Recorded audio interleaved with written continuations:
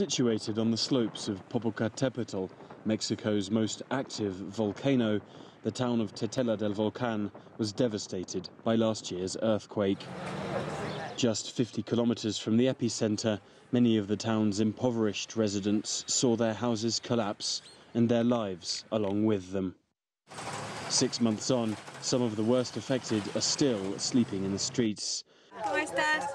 A group of concerned neighbors, led by Lucero Sanchez, has been working on a solution. I couldn't stand to see people sleeping outside in the cold, suffering, while my own 2 children were sleeping in their beds under a solid roof. I knew we had to take action. Lucero enlisted the help of a post-quake emergency housing initiative. It constructs shelters from recycled plastic bottles filled with sand. Using donations from the local community, 3 houses have been built using only recycled material. Fanny Gonzalez and her young family now inhabit one of them. It's been a blessing for my family. Following the disaster, we were forced to sleep in a stable alongside my husband's animals. And the unsanitary conditions caused my children to become very sick. Today, we are very grateful.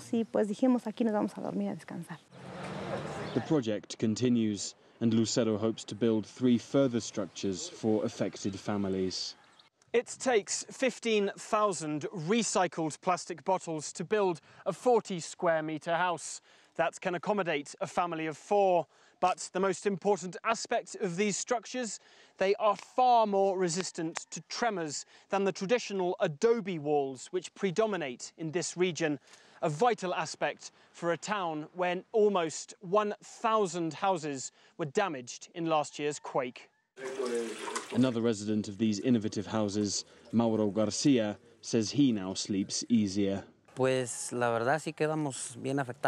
lost everything in last year's quake, and it has been difficult to start again.